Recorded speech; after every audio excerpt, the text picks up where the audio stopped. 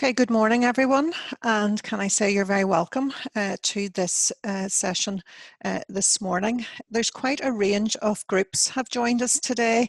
We're 28 at the moment, and I know we were expecting around 40. And it's really encouraging because we haven't actually done anything about research in quite some time. So it's really encouraging to know that there is still quite an interest out there in looking at evidence about volunteering. Tomorrow is International Volunteers Day. So before we do anything, I just want to say a very big thank you to all volunteers across the world who do what they do every day.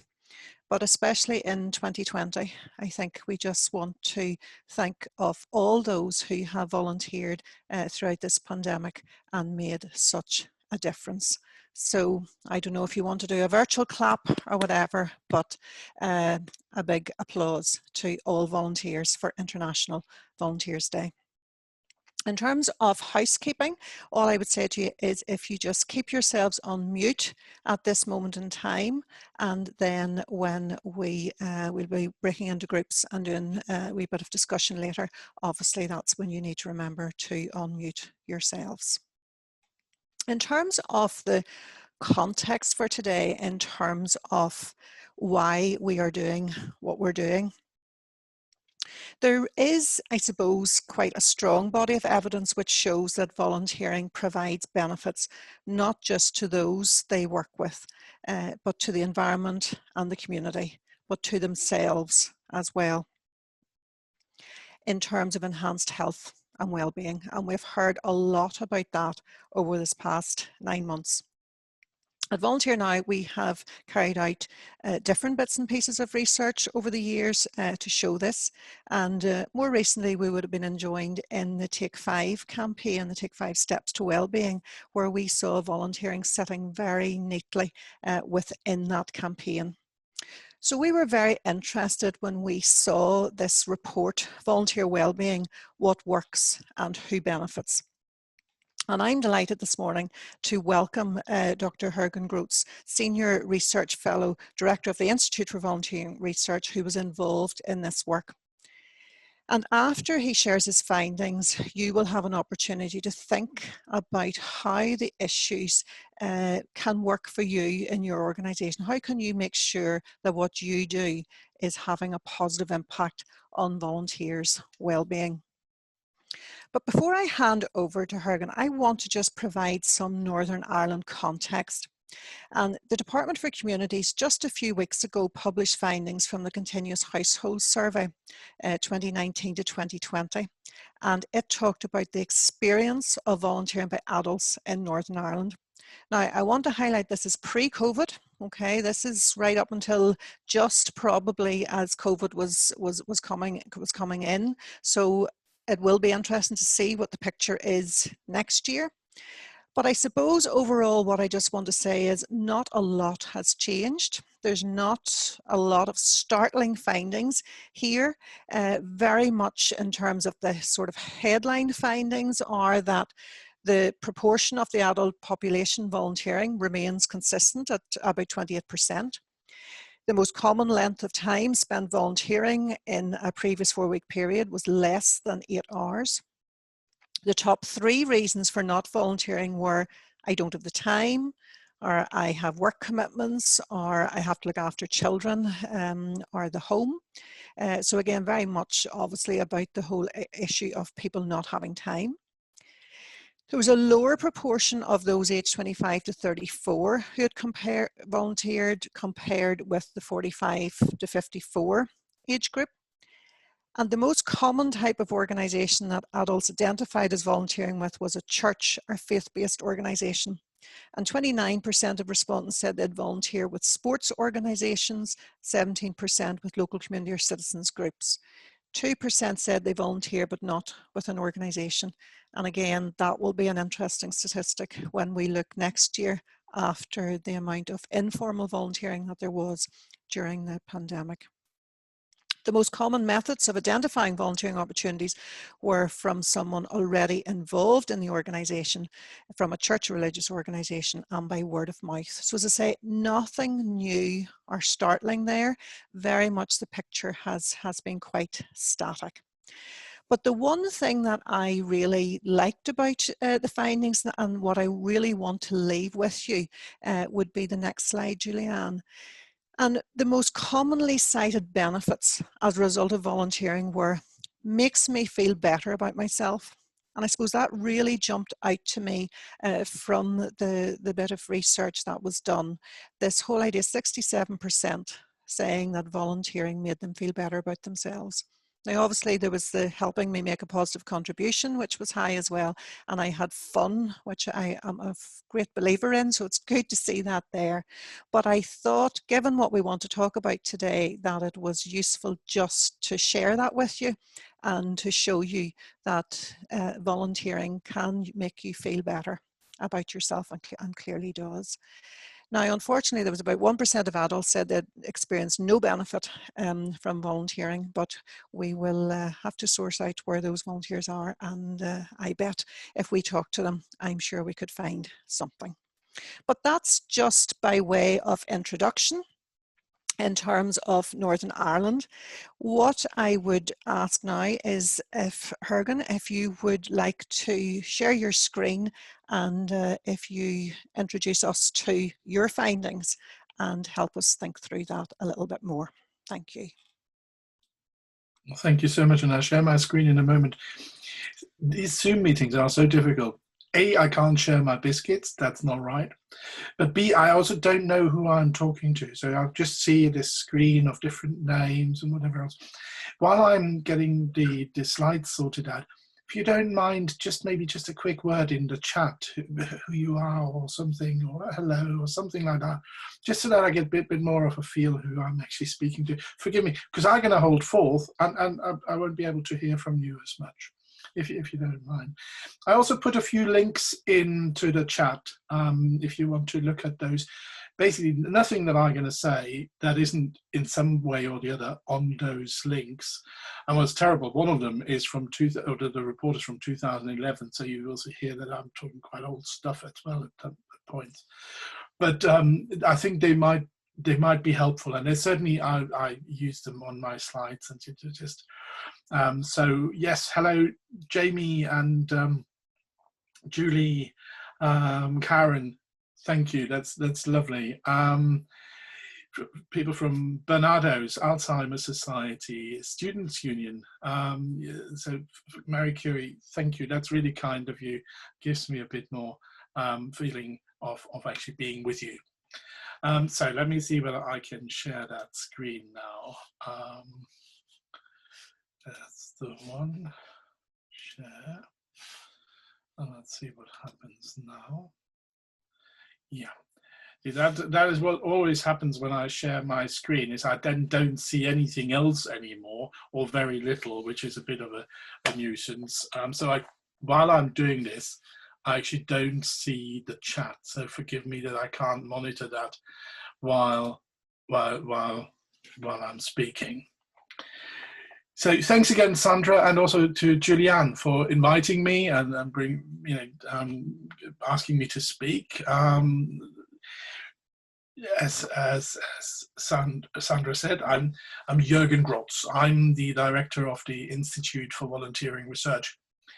Now, what is the Institute of Volunteering Research? You might not have heard of it. Some call it IVR, it's a bit shorter. Anyway, we were set up in 1997, so we've been around for quite a while. We were set up to generate high quality research on volunteering, a bit like it says on the tin. We started off as a part of Volunteering England, and when that merged with the National Council for Voluntary Organisations, we became part of NCVO. However, since last year, we've moved to the University of East Anglia, where we're now set up as an institute. I guess over the 20 years that we've been around and a bit more, IVR has played a role in generating research looking at or working with not just volunteer involving organizations, but also with the public sector, you would expect that, but also with the private sector and with government. It is that breadth and mostly doing applied research that characterizes the work of IVR so far. Now, we're doing what we think is high quality research, but we're not just doing that for the entertainment value. We have a clear mission, and if you don't mind, if I quote, to bring about a world in which the power and energy of volunteering and the difference volunteering and volunteering research makes to individuals and communities is well understood, so that individuals can be confident and feel safe about their decision to volunteer, and so that communities can grow stronger. This is basically why we get out of bed in the morning, to do research about that.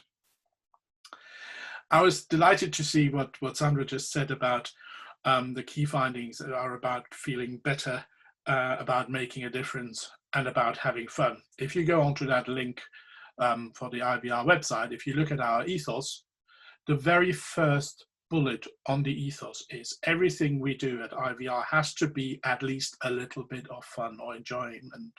Because if it isn't, then we won't be able to, or nobody wants to continue. A key finding is volunteering is about enjoyment, and so should volunteering research be. Enough of that introduction. What am I asked to talk about? Well, IVR has been asked by the What Works Center for Wellbeing. Again, the name says it all. They look specifically at well-being across society. They also, there was another funder involved, Spirit of 2012, and they commissioned IVR to undertake what they called a rapid evidence assessment. It's basically a downscaled, full-scale literature review. But not just, it's not necessarily downscaled, but it's more focused on a more applied way. More applied research. And so we were asked to undertake that with a specific focus, and I've highlighted that on the slide, to look at the impact of volunteering on the well-being of the volunteer. Nothing else, not the benefits that volunteering has on communities wider or on the organizations or anything like that, but that was the focus. And it's really important for me to stress this. This was a collaborative effort. This wasn't Jürgen sitting alone at a desk doing his stuff. So we were actually collaborating across a number of universities. There was Nottingham University, Salford University, our own UEA, the Third Sector Research Centre in Birmingham. But also there were on the advisory board were people from the What Works Center for Wellbeing, from Spirit 2012, from a research organization called NatCen, from the Department of Culture, Media and Sports, from NCVO, from Volunteering Matters, from Power to Change, and from the Volunteer Centre Kensington and Chelsea. I'm stressing that because none of this would have come about in the way it has without good collaborative work. And I'm stressing that because in other projects that I'm involved with at the moment, which in parts are also happening in Northern Ireland, we were focusing on the same strong collaborative approach. So that's the report, that's the work itself. So what did we find? Remember what I said about this is specifically about the well-being of volunteers.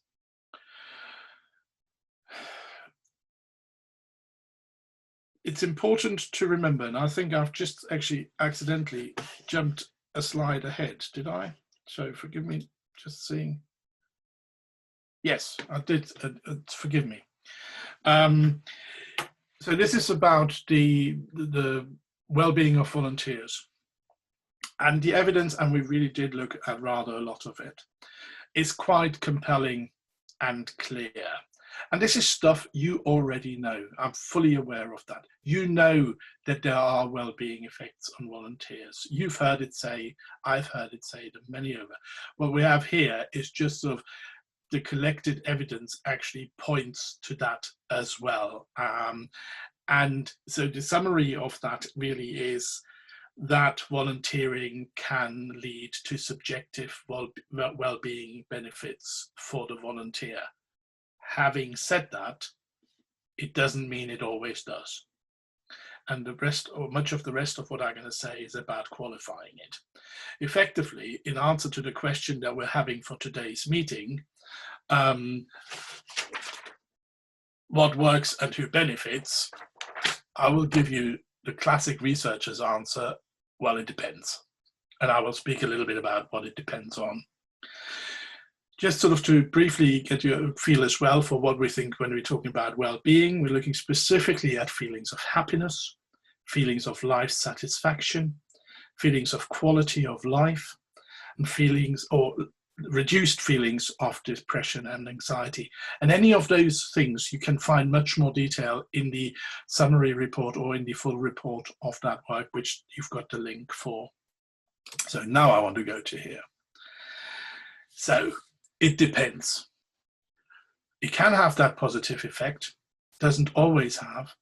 And one of the first really quite important findings that we had, in the sense that context matters, is that it's likely to have different effects on different groups of people.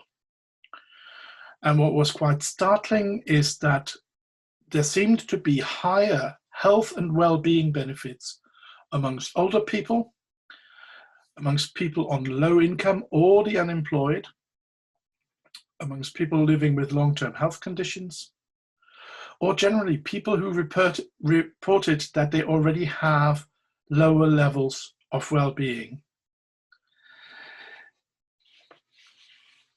That in return means there's other groups who, when they volunteer, maybe don't experience such high levels of well-being benefits.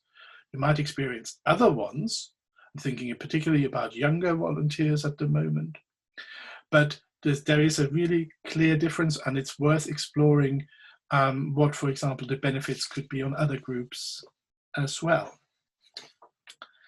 Now, another part of what the research found is that, unfortunately, especially the groups that I've just mentioned, sometimes are the ones who have least access to volunteering. I'll give you a COVID example there, because we've submitted some stuff to the House of Lords. I've also written a journal article about this. When the COVID restrictions came in, older volunteers were particularly hard hit. The social life that they had experienced in their activities was suddenly constrained, and while there have been efforts to mediate this, there was a real impact on that. And so it relates, they were the ones maybe receiving particular well-being benefits from the social interactions, from the things that we associate with it, and those were cut. And so they were amongst the groups who were most affected then by being cut off from that.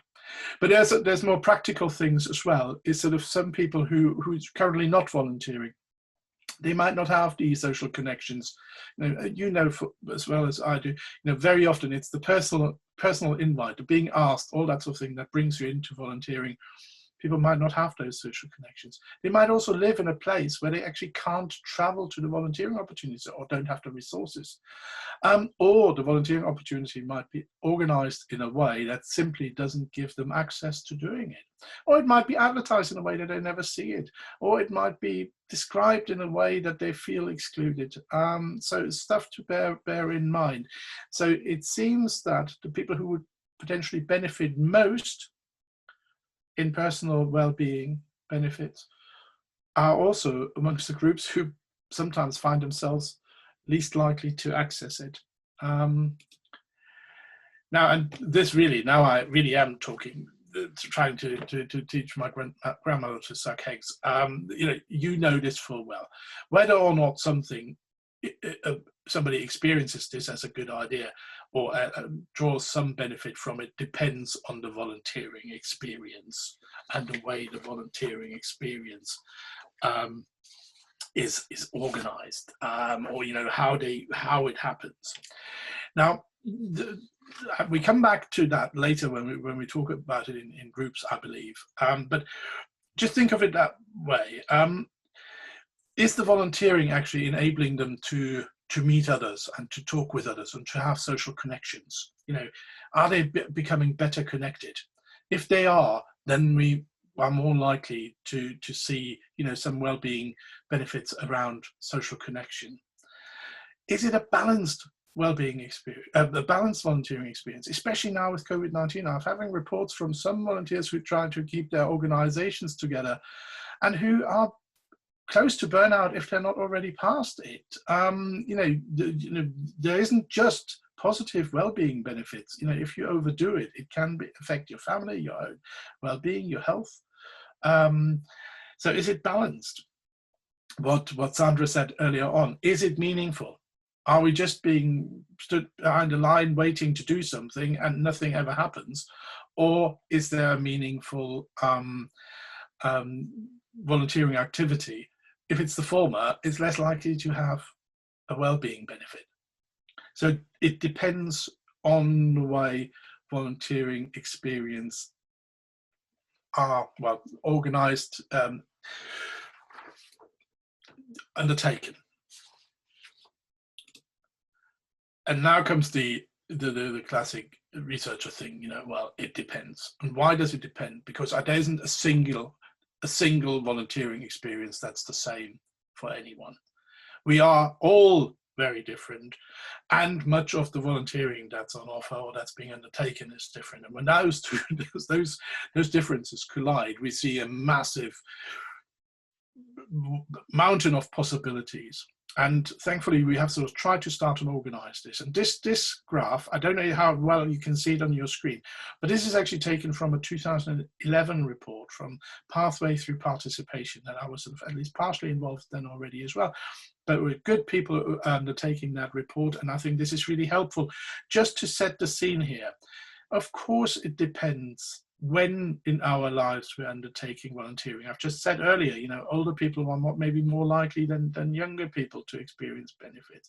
Of course, it depends what type of volunteering it is. Is it outdoors? Are we, bouncing around in the forest building stuff, or are we sitting in front of the computer trying to sort something out? And is that the right thing for us? Is it, in what ways is it organized? There's so many personal, individual and organizational dimensions if you look on the right hand side of your screen. And of course, what sort of activities are they? Some are much more gentle and encouraging, and others can be really quite challenging. And especially in the context of COVID-19, much of it was challenging. Going out, delivering food, and then finding that people are in real distress. What are you going to do about it? So these are context is everything. We cannot simply say that volunteering is good for your well-being. It depends. And so what we did for this particular project, we tried to describe that sort of that logic, that way from the activity. What is somebody doing?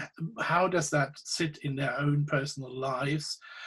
What type of volunteering, for example, is it? Is it in a group? Is there sort of a group identity? Is it enjoyable? And then look at what are the sort of immediate outcomes of that? Does it give them, for that time being at least, a sense of well-being? And then overall, going back to what I mentioned earlier, what are we looking at with well-being? Does it give greater happiness? Is there higher life satisfaction? So how does that link in? And we genuinely didn't know that, and I certainly didn't. What became quite striking about this is, you see the arrow overall, the one direction I was quite clear on. That doesn't come as a surprise at all.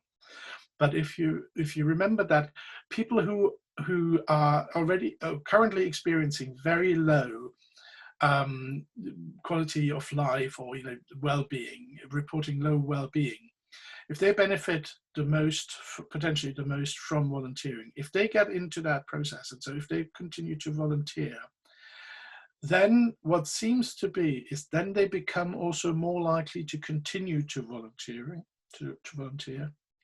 and then that's that arrow going back. So they will start another or different volunteering opportunity and gain further.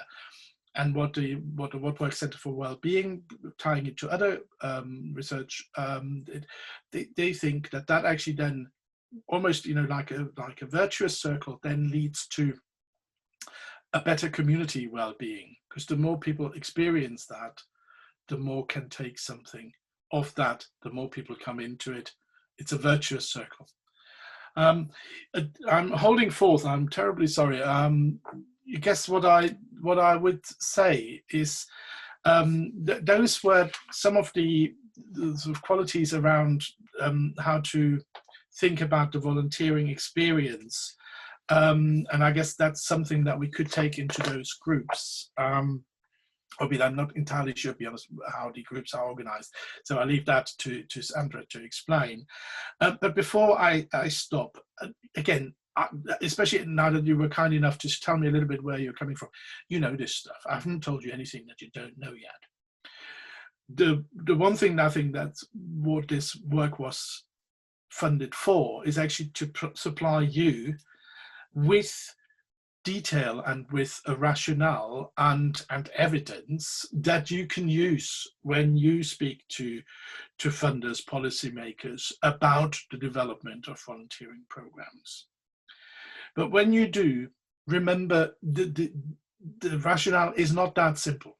We can't say let's organize volunteering because everybody will feel better about it. It depends, and the context is really, really, really important.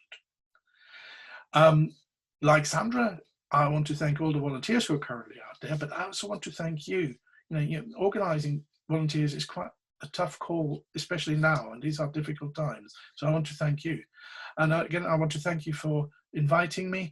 I will take questions, or we can go into the groups. And yeah, I'm sorry I held forth quite a bit too long.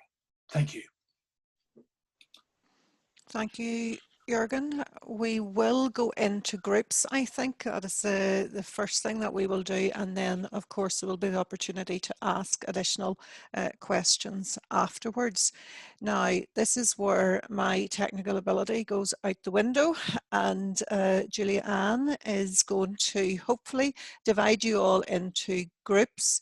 In each group there will be a member of Volunteer Now staff who is going to be there to help facilitate and to take some of the feedback, and we'll bring that back to the main group. So all we're asking of you is to participate, to talk to them and reflect on what Jürgen has said.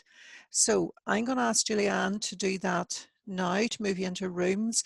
Before you do that, Julianne, could I ask, could you cut and paste that slide with the questions maybe into the chat so as people have it? I've asked each of the facilitators to home in on one particular area in particular, but I'm sure you will move across all of them. So we're going to go for about 25 minutes in groups. So I shall see you later.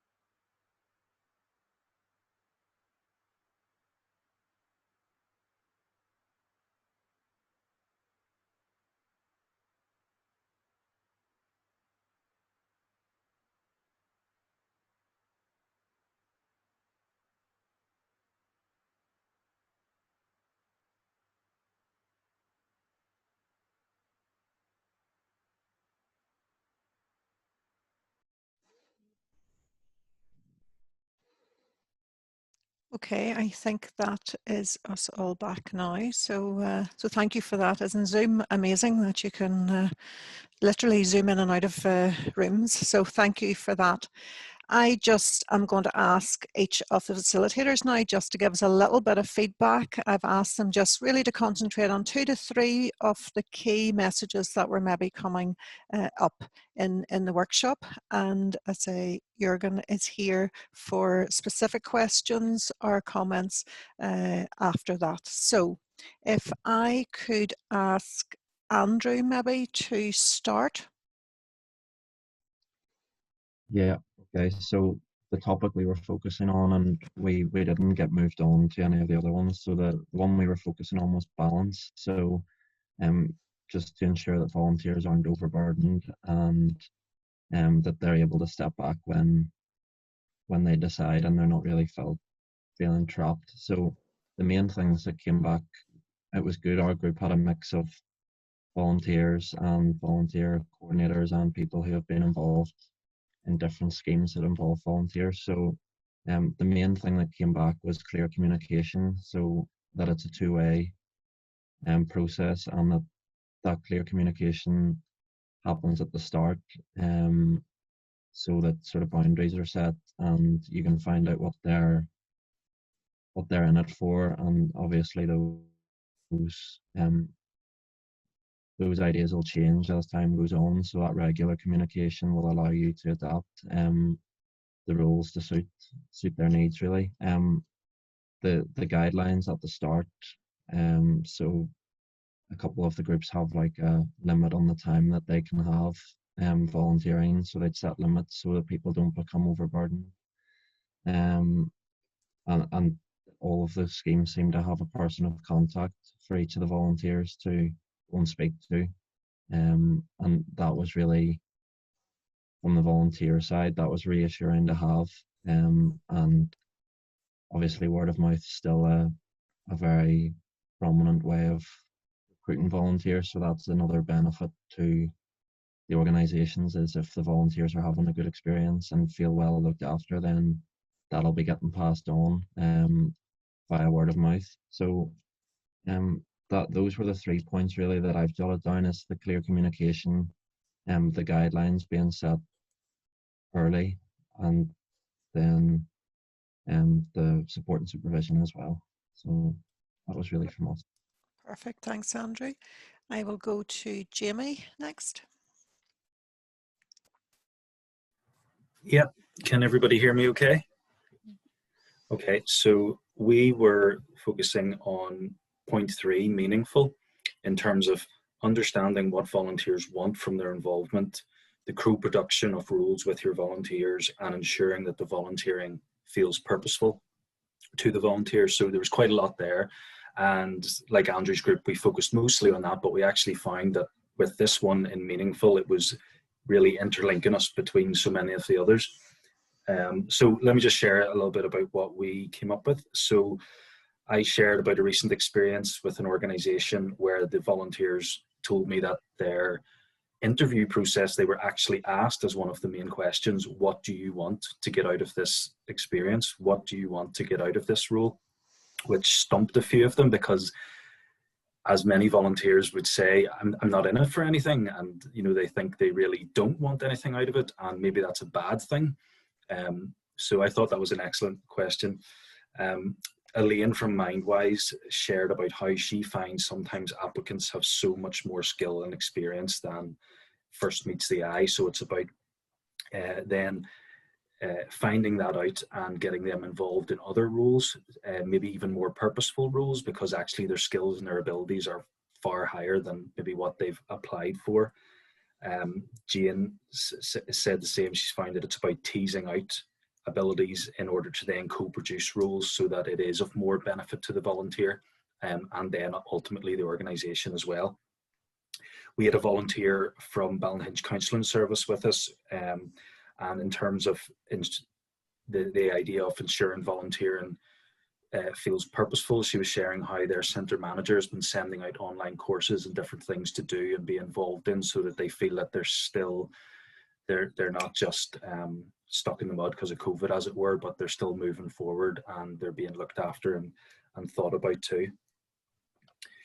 We acknowledge that sometimes you have to say no to volunteer suggestions, and that can be hard. It's a hard balance because it might just be unrealistic, they mightn't be suited to it, or obviously at the minute due to restrictions.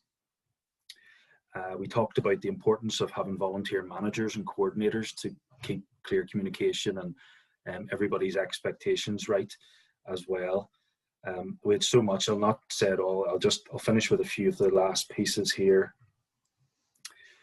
We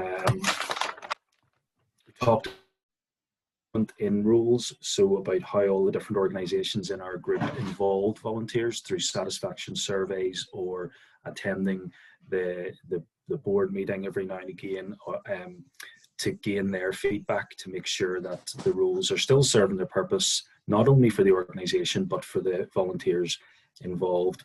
And the last thing I'll share is Lisa, who's involved in sport volunteering, talked about how the absence of what's happening is actually leading to a lack of sense of belonging in the club because they can't keep interacting or giving back to their club. So she has the challenge of retention really at the minute, and never mind recruitment, but just retaining the volunteers that are there at the minute. So hopefully that gives a wee bit of a glimpse. Thank you. Thanks, Jamie. Okay, Antje, now if you could share from your group.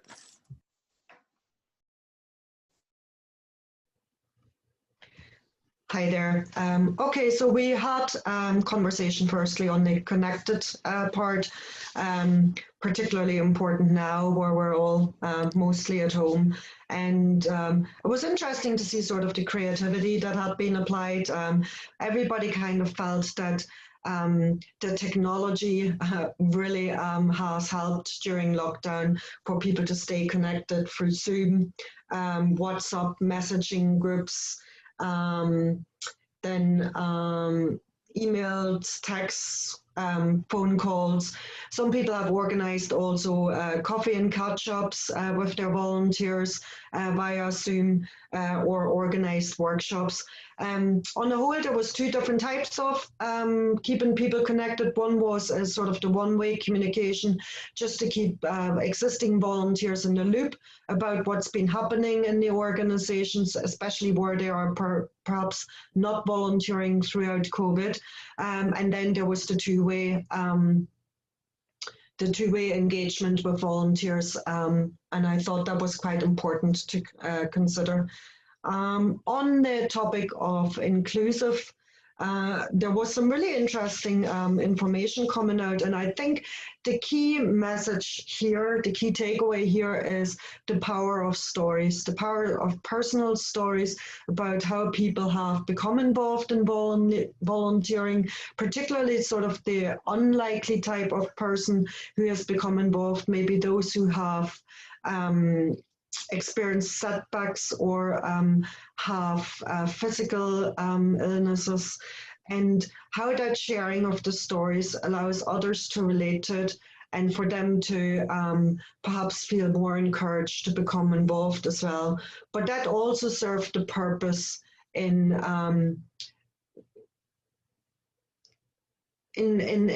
developing sort of a feel-good factor amongst those whose stories had been shared. So they had been gaining a personal satisfaction from that, but also others just to hearing those very personal stories from people becoming involved. Then other issues that were mentioned was to remain inclusive is about undertaking regularly reviews with the volunteers to make sure that the volunteer still meets their needs. There was also a little story about a wheelchair user that had become involved, and the importance of having a sound analysis at the very beginning of what the person's needs are in terms of their support, but also in terms of what they maybe want to get out of it, and trying to be flexible in adapting roles to allow the broadest range of people to become involved, and kind of taking it from the point of view that we try to involve anybody who wants to volunteer with us. I think these were sort of the takeaways for me. Perfect. Thanks, Antje. I always love these sorts of sessions because when you hear the amount of good practice that is going on, it really is so encouraging, because basically what I've heard from the 3 work groups there is good practice in volunteer management. You know, the things that are jumping out at me, and Jürgen, you can come in now in terms of how you see this reflect in terms of your findings, but certainly the things I'm hearing loud and clear is communication, the importance of communication, the importance of having good guidelines and being clear about expectations from the start, having a key person.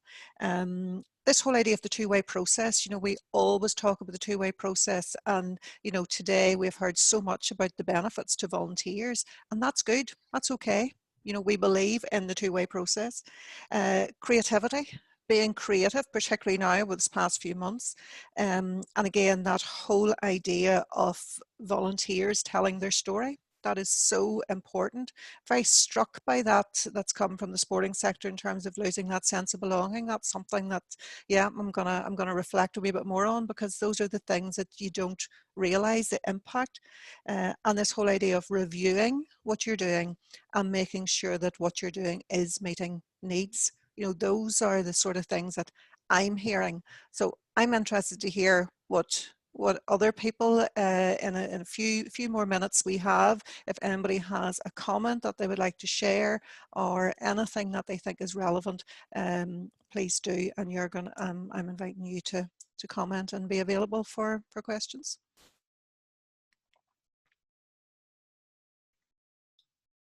I'm just saying, yes, please ask me questions or ask me to comment, but I'm not going to start off.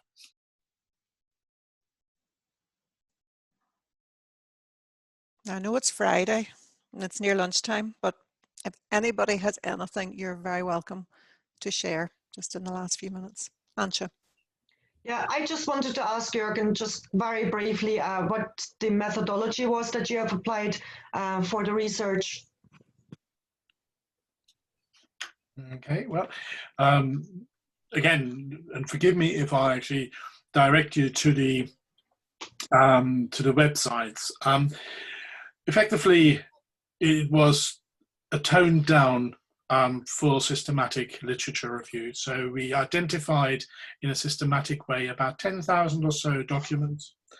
We used a particular approach to narrow those down to about 500, which were then where we started to review not just title but also abstract, and then we identified within those about 100 that would be properly and fully analysed, and the sort of the reasons to include were, you know, type of research. You know, was it a sort of a valid research? Did it actually address the questions that we were asking? You know, very often when we looked at volunteering reports, they weren't actually focusing at all on the well-being of the volunteer. You know, there's so many other benefits that people have identified. And in the group that I was in, Sonia, for example, then spoke about the benefits for younger people. And, you know, where I earlier said the older people had benefits around well-being and health, Sonia actually noticed, and Sonia, you correct me if I get this wrong, but you spoke about, you know, the increased sense of confidence, the skills, the working in environments, basically much more around sort of potentially employability, or, you know, the future of life, much less tied to well-being. So, because what I'm saying is, for that particular work, we really had to focus down onto that particular subject, and so that was the methodology. And there's a whole protocol how that was done on the What Works Center for Wellbeing website, where I put the link in. So if you want to see the protocol, actually you can look exactly at the questions that we've asked. And I will send out after, it'll probably be the beginning of next week, I will send out something to everybody with the links to the full report. We didn't send it out in advance because we didn't want to steal Jürgen's thunder and ruin the surprise. Anybody else, any thoughts or comments?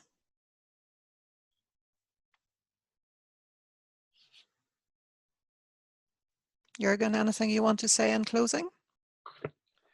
Don't ask me to say things. I hold forth for a living.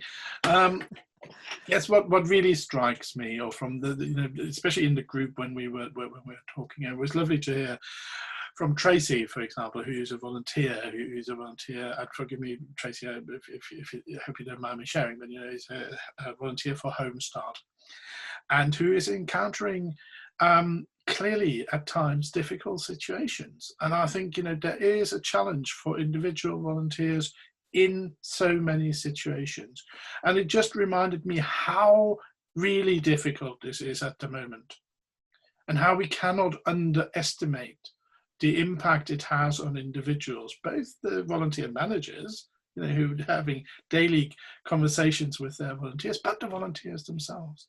How does this constant Zooming, even if you manage to do your volunteering through Zooming, it affects me. I know that for certain. So how does that affect, here I come again, our well-being? Does it actually still help? Or is organizing my club now becoming a real chore, and I really don't particularly fancy another Zoom meeting about this? So how do these things link? So the findings that we said is, yeah, absolutely, volunteering can be good for you and can be good for your well-being, and it is possibly, for some groups, it's even more likely to be so, but especially in the context that we find ourselves in, we should not take this for granted. And it's really encouraging to see how, certainly the stories that I heard back in the group that we were, where communication is key. And so where I'm based in Norwich, working closely with the colleagues there who are in the hospital as well. And when COVID-19, originally the first lockdown came, the challenge for the volunteer managers was actually looking after their volunteers at home, who had suddenly been, the equivalent of furloughed. They were sitting at home, weren't being able to do the things that they liked doing, and they were experiencing the negative effects of not doing this. And another example that I have, working very closely, a lovely colleague, Heather Edwards. She runs singing groups, both in hospital and in outside hospital, but for outside hospital for dementia, for dementia groups, for people with dementia. Yeah, singing, you're not supposed to, certainly not together. So what do you do then? So she's done stuff with the local library on video. She's literally done individual sessions with some of her volunteers over the phone. And then to go where that's possible to the person with dementia and do this over the phone, all sorts of things. But then again, I speak to her, and it's challenging. This isn't just, we have to find some extra resources in ourselves to do it.